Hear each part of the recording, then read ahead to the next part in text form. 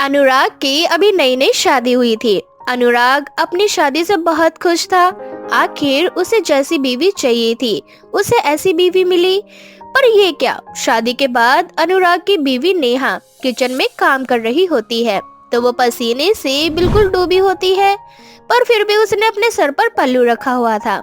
ये देख अनुराग नेहा से बोलता है, अरे नेहा, इतनी गर्मी हो रही है, तुम पसीने में डूबी हुई हो, फिर भी सर पर पल्लू रखा हुआ है, हटा क्यों नहीं देती इसे? नहीं नहीं अनुराग जी, ये मेरा ससुराल है और ससुराल में बहुएं बिना पल्लू की नहीं रहती। मैं मैनेज कर लूंगी। आप बस डाइनिंग टेबल पर मेरा और खाने का इंतजार कीजिए। ठीक है, जैसी तुम्हारी मर्जी। इतना बोलकर अनुराग वहाँ से चला जाता है। अब इसी तरह से कुछ दिन बीत जाते हैं, पर नेहा अपने सर से पल्लू गलती से भी नहीं हटने देती। ऐसे ही एक दिन अनुराग नेहा के करीब आने की कोशिश करता है और उसके सर का पल्लू हटाने की भी। अनुराग जी, आप क्या करने जा रहे थे? मेरे माँ बाप ने मुझे ऐसे संस्कार नहीं दिए कि मैं अपने ससुराल में बिना पल्लू के घूमूं। नेहा, तुम कैसी पुराने जमाने की औरतों की तरह बात कर रही हो? जब तुम्हारा पति तुम्हारे साथ है तो तुम्हें सर पर पल्लू रखने की क्या जरूरत है? मेरे होते हुए तुम्हें इस घर में कोई कुछ नहीं कह सकता। मैं हूँ ना तुम्हारे साथ। अनुराग के लाख कोशिशों के बाद भी नेहा अपने सर का पल्लू नहीं हटाती।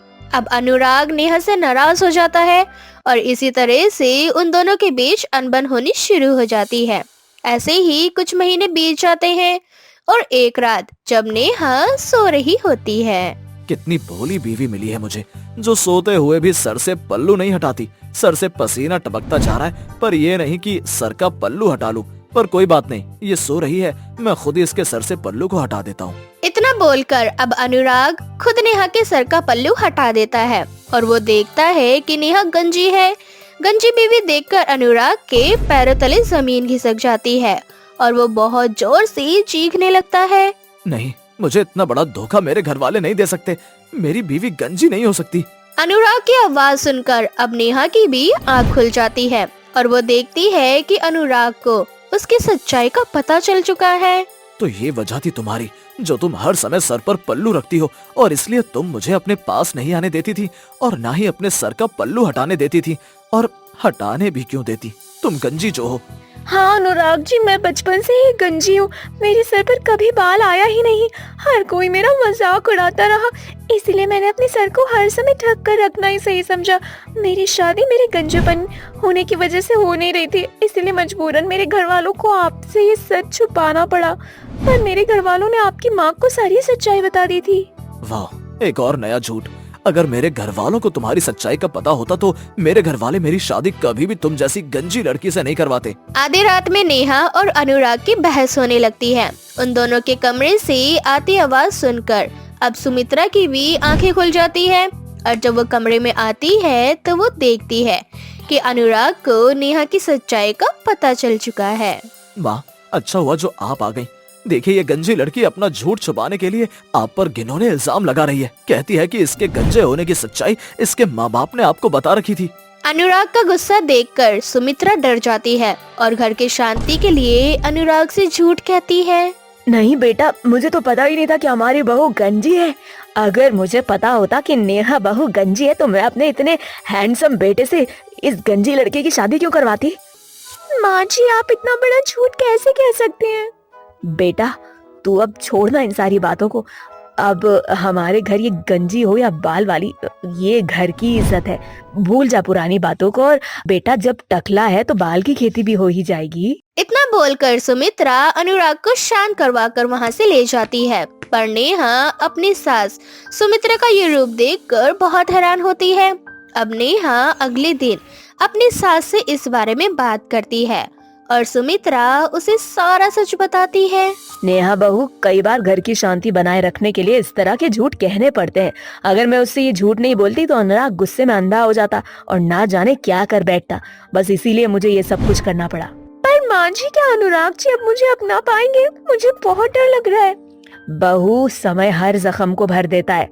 तू फिक्र मत कर, जैसे जैसे दिन बीतेंगे अनुराग तुझे अपना लेगा। सुमित्रा के समझाने पर नेहा भी सुमित्रा की बात मान जाती है। अब इसी तरह से कुछ महीने बीत जाते हैं पर अनुराग की नफरत कम नहीं होती और ऐसे ही एक दिन माँ कहाँ हो आप? देखो मैं आपके लिए नई बहू लेकर आया हूँ जिसके टकले पर आपकी उस गंजी बहू से ज्यादा बाल हैं। आपने तो उसे घर से नहीं निकाला, पर मैं अपने लिए अपनी पसंद की लड़की जरूर ले आया। आपने दूसरी शादी कर ली, पर क्यों? एक बार मेरे बारे में तो सोच लिया होता। आप पहले से ही शादीशुदा हैं, मैं आपकी बीवी हूँ, और आपने किसी और से शादी कर ली, वो भी सिर्फ इसलिए क्योंकि मैं गंजी हूँ। तुम मुझसे ये सवाल ना ही करो तो तुम्हारे लिए अच्छा होगा, टकली कहीं की।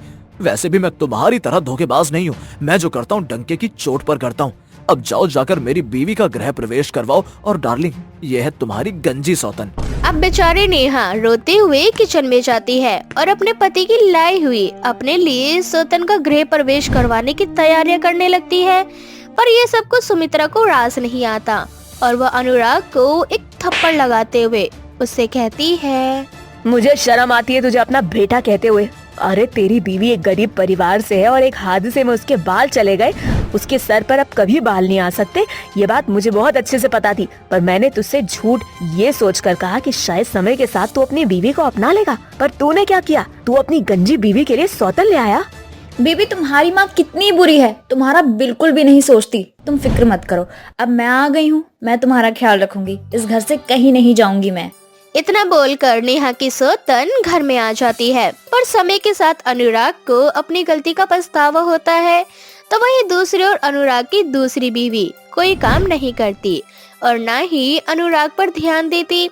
तो वहीं नेहा इतना अत्याचार सहने के बाद भी अनुराग का ख्याल रखती है। ये देखकर अनुराग को अपनी गलती का अफसोस होता है और अनुराग की दूसरी बीवी मौका देखकर एक दिन घर छोड़कर भाग जाती है। जिसके बाद अनुराग अपनी पहली बीवी नेहा से माफी मांगता है और अपनी जिंदगी की एक नई शुरुआत करता है। आरती एक छोटे से गांव में रहा करती थी। आरती को आए दिन उसकी सास उसे हर छोटी बड़ी गलती के लिए ताने दिया करती थी, कभी खड़ी खोटी सुनाया करती थी। ऐसे ही एक दिन आरती रसोई में खाना बना रही होती है। खाना बनाते बनाते उसे बहुत ज्यादा समय हो जाता है, जिस कारण गुस्से में उसकी सास उससे कहती है, राम राम राम राम, तुझे खाना बनाते बनाते 3 घंटे हो चुके हैं, लेकिन तेरा अभी तक खाना नहीं बना। तेरे हाथ में लकवा मार दिया है क्या, जो इतना रेंग रेंग कर काम कर रही है? अगर ऐसे ही काम करेगी तो बाकी का काम कौन करेगा? बस माँ जी, बस रोटी रह गई बनाने के लिए। हे भगवान, सत्यानाश हो तेरा, अभी तक रोटी बाकी है बनाने के लिए। पता नहीं कौन से बुरे कर्म किए थे मैंने, जो मुझे ऐसी बहू मिली है। पूरे गांव में सभी लोग खाना पीना खाकर सो चुके हैं, एक हमारे घर में अभी तक खाना नहीं बना, ऊपर से अभी रोटी बाकी ही है बनाने के लिए। अगर ऐसे ही काम करना है ना तो तू अपने मायके चली जा।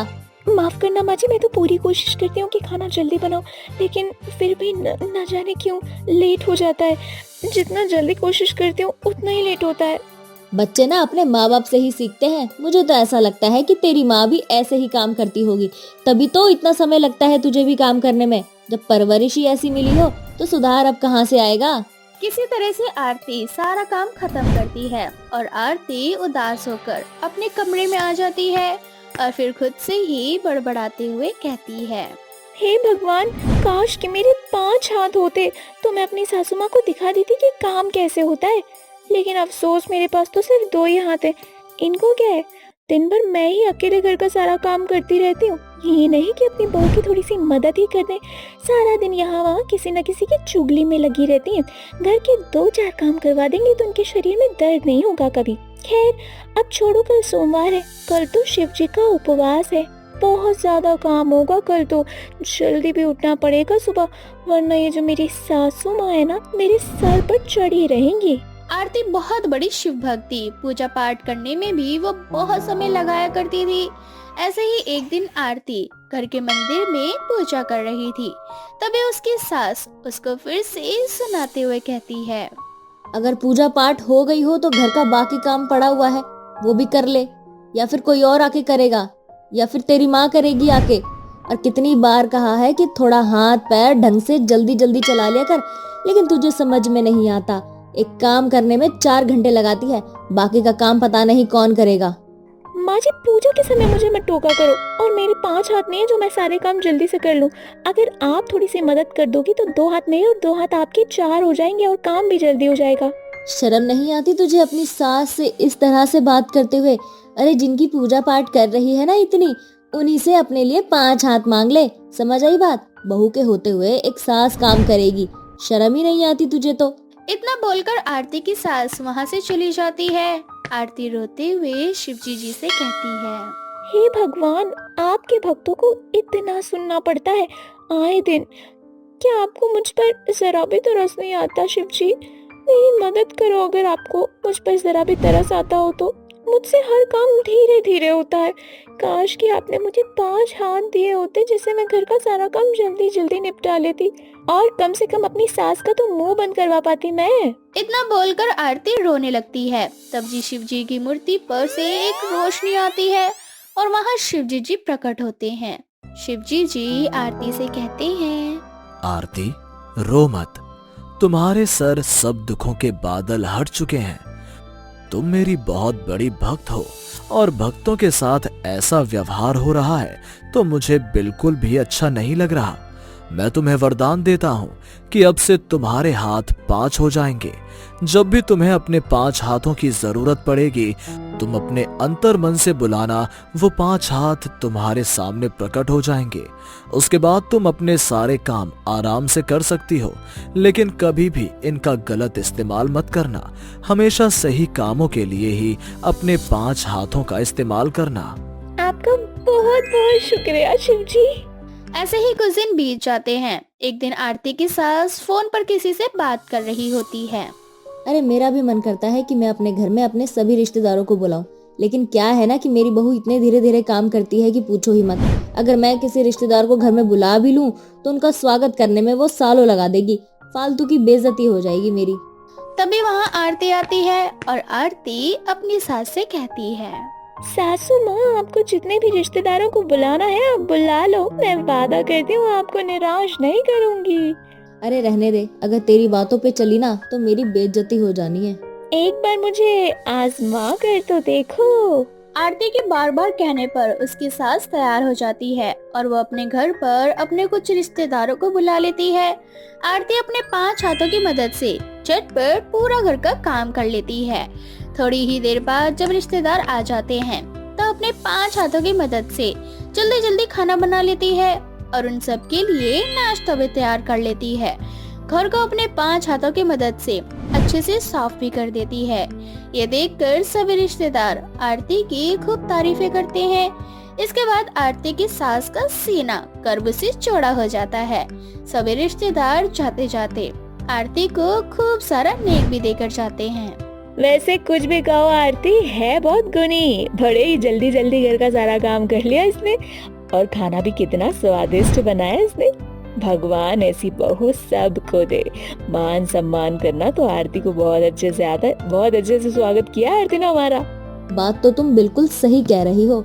मैं ना हमेशा अपनी बहू को हर छोटी बड़ी चीज को लेकर सुनाया करती थी, लेकिन आज इसने मुझे बहुत खुश किया है। बहुत प्यार आ रहा है मुझे अपनी बहू के ऊपर आज।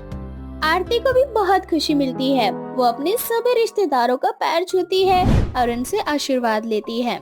सभी रिश्तेदार वहाँ से चले जाते हैं और उनके जाने के बाद आरती की सास उससे कहती है, वाह बहू, आज तूने मुझे और मेरे रिश्तेदारों को बहुत अच्छे से खुश किया है और मुझे माफ कर देना जो मैं तुझे आए दिन सुनाती रहती थी। अरे नहीं माँ जी, कहीं ना कहीं कमी मुझ में भी थी। मैं भी अपना हर काम बहुत धीरे धीरे करती थी और आज जब मैंने सही काम किया तो आपने मुझे बेवजह नहीं सुनाया, बल्कि सही काम पर मेरी तारीफ की। और आपका हक है मुझे सुनाने का और मुझे डांटने का माँ जी। इस तरह से आरती अपने 5 हाथों की मदद से अपने घर को और अपने घर के हर काम को समय से और अच्छे से किया करती और अपने जीवन में हंसी खुशी आगे बढ़ती है। नदी किनारे गोविंदपुर नाम का एक छोटा सा गांव था। उसी गांव के पास एक बड़ा सा जंगल था। जंगल में कई सारे जानवर रहते थे, इसीलिए गांव वाले उस जंगल में जाने से डरा करते थे। ऐसे ही एक दिन सभी गांव वाले अपने घरों में सो रहे होते हैं। तभी रात के 2 बजे सभी गांव वालों को किसी लड़की की चिल्लाने की आवाज आती है। गांव वाले आवाज सुनकर अपने घर के दरवाजे पर आकर खड़े हो जाते हैं और इधर उधर देखने लगते हैं, परंतु किसी को भी कोई भी नहीं दिखाई देता। जिसके बाद पुष्पा नाम की एक औरत अपनी पड़ोसन दिया से बोलती है, अरे बहन, तुमने भी किसी लड़की की चीखने की आवाज सुनी क्या? हाँ बहन, अभी कुछ समय पहले हमें भी किसी लड़की के चिल्लाने की आवाज सुनाई दी थी। पर आसपास तो कोई नजर नहीं आ रहा, फिर ये आवाज किसकी हो सकती है? अरे भाइयों और बहनों, ऐसा भी हो सकता है कि ये आवाज जंगल में से किसी की हो। आखिर जंगल में इतने सारे जानवर जो हैं, क्या पता कोई मुसाफिर जा रहा हो और जंगल के जानवरों ने उसको अपना शिकार बना लिया हो। तुम सही बोल रहे हो भैया, हमें भी ऐसा ही लगता है। चलो अब हम सब अपने अपने घरों में जाकर सो जाते हैं। ऐसे भी बहुत रात हो चुकी है, इस समय घर से बाहर निकलना सही नहीं होगा। क्या पता जंगल के जानवर गांव में आ जाएं। हाँ बहन, बोल तो सही रही हो तुम। जिसके बाद सभी लोग अपने अपने घरों में जाकर सो जाते हैं। सभी लोग अभी सोने के लिए अपने बिस्तर में ही गए होते हैं कि जोर जोर से आंधी तूफान चलने लगता है। तेज आंधी तूफान देखकर दिया खुद से बोलती है, पता नहीं आज क्या हो रहा है, पहले किसी के चिल्लाने की आवाज और अब ये तेज आंधी तूफान। खैर, मुझे अब सो जाना चाहिए। मौसम का क्या है, वो तो बिगड़ता ही रहता है। इतना बोलकर दिया सोने ही जा रही होती है कि तभी उसे अपने घर में किसी के घुंघरू की आवाज सुनाई देती है। घुंघरू की आवाज सुनकर वो उसका पीछा करती है और अपने घर से बाहर निकल जाती है। दिया जैसे जैसे उस घुंघरू की आवाज का पीछा करके उसके पास जाने की कोशिश करती है, उस घुंघरू की आवाज उससे मानो और दूर हो जाती है। देखते ही देखते अब दिया अपने घर से बाहर गांव के जंगल के पास आ जाती है।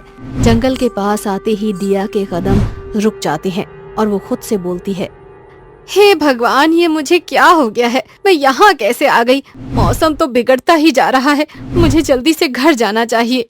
इतना बोलकर दिया अपने घर की ओर जाने लगती है कि तभी उसे चीते की आवाज सुनाई देती है। चीते की आवाज सुनकर दिया डर जाती है और डरते हुए पीछे मुड़कर देखती है तो वो देखती है कि एक चुड़ैल चीते के ऊपर बैठी हुई है और जोर जोर से हंस रही है। चुड़ैल और चीते को देखकर दिया जोर से चिल्लाती है और तभी वो चुड़ैल दिया का सर काट देती है और भूतिया चीता उसके शरीर को खा जाता है। दिया की आवाज सुनकर एक बार फिर से सभी गांव वाले बाहर की ओर आते हैं और एक दूसरे से बोलते हैं, अरे गांव वालों, क्या तुम लोगों ने दिया बहन की आवाज सुनी? हाँ बिरजू भैया, मुझे दिया बहन की आवाज सुनाई दी, तभी तो हम सब गांव वाले बाहर आए हैं। दिया बहन की आवाज जंगल के पास से आई है, चलो चलकर दिया बहन को देखते हैं। हाँ हाँ पुष्पा बहन, तुम सही बोल रही हो। इससे पहले कि हम लोगों को दिया बहन के पास पहुंचने में देरी हो जाए, हम लोगों को जल्द से जल्द दिया बहन को ढूंढना होगा। अब सभी गांव वाले अपने हाथों में मशाल लेकर जंगल की ओर निकल पड़ते हैं। जंगल के पास पहुंचते ही सभी गांव वाले देखते हैं कि जंगल के बाहर ही दिया का सर पड़ा हुआ है और उसके शरीर को देखकर ऐसा लग रहा होता है मानो जैसे किसी जानवर ने उसके शरीर को नोच नोच कर खा लिया हो। सभी गांव वालों का दिल दहल जाता है और वो सभी जल्दी से अपने घर आ जाते हैं और अगली सुबह सभी आपस में बातें करते हैं। दिया बहन की लाश को देखकर ऐसा लग रहा था मानो जैसे ये किसी चुड़ैल का काम हो। तुम सही बोल रहे हो बिरजू भैया, परंतु दिया बहन के शरीर को देखकर ऐसा लग रहा था मानो जैसे उसकी लाश को किसी जानवर ने नोच नोच कर खाया हो। आखिर समझ नहीं आ रहा है कि ये काम किसका हो सकता है। आखिर कौन हो सकता है जिसने दिया बहन को मार डाला? मुझे तो पूरा यकीन है ये काम किसी चुड़ैल का ही है। दिया बहन के मरने से पहले किसी के चिल्लाने की आवाज, फिर मौसम का एकदम से बिगड़ना और ठीक हो जाना, ये सब इसी की ओर इशारा करता है कि अपने गांव पर किसी चुड़ैल का साया है। हमें कुछ करना होगा। अब सभी गांव वाले इसी सोच में पड़े होते हैं कि आखिर ये काम किसका हो सकता है।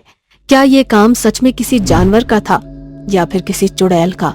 अब दिन ऐसे ही बीतते हैं और अब एक एक करके गांव वालों की जानें जाने लगती हैं। गांव में मौत का सिलसिला शुरू हो जाता है। अब आए दिन चुड़ैल अपने भूतिया चीते के साथ किसी न किसी का शिकार करती है। गांव वालों को चुड़ैल के बारे में अब सब पता चल जाता है, जिसके बाद सभी गांव वाले चुड़ैल से छुटकारा पाने के लिए एक बाबा के पास जाते हैं और सारी बात पहाड़ी वाले बाबा को बताते हैं। पहाड़ी वाले बाबा एक छोटा सा यज्ञ करवाते हैं। यज्ञ करने के बाद बाबा गांव वालों से बोलते हैं, यह एक अतृप्त चुड़ैल है जो बरसों से उस जंगल में कैद थी, परंतु 1000 साल पूरे होते ही वो चुड़ैल अपने श्राप से आजाद हो चुकी है। और आजाद होते ही उसने अपने भूतिया चीते को भी आजाद कर लिया है। वो अब गांव के हर इंसान को एक एक करके मार देगी। वो गांव के सभी लोगों को मारे उससे पहले हमें उसे फिर से जंगल में कैद करना होगा। पर बाबा, हम गांव वाले चुड़ैल को कैसे कैद कर सकते हैं? अपने गांव की शुद्धि करके। यदि तुम सभी गांव वाले मिलकर अपने गांव की शुद्धि करवा लेते हो तो वो चुड़ैल कभी भी तुम्हारे गांव में नहीं आ पाएगी और ना ही तुम्हारे गांव के किसी भी व्यक्ति को मार पाएगी। साथ ही उसकी आत्मा और भूतिया चीता दोनों ही उस जंगल में हमेशा के लिए कैद हो जाएंगे। बाबा, हम ये पूजा यज्ञ और शुद्धिकरण करवाने को तैयार है, बस आप हमें उस चुड़ैल से मुक्ति दिला दीजिए। बाबा के कहने पर सभी गांव वाले मिलकर गांव की शुद्धि करवाते हैं। गांव की शुद्धि होने के साथ ही चुड़ैल अपने भूतिया चीते के साथ उस जंगल में एक बार फिर से 1000 वर्ष के लिए कैद हो जाती है और एक बार फिर से सभी गांव वाले शांति से अपनी जिंदगी जीने लगते हैं।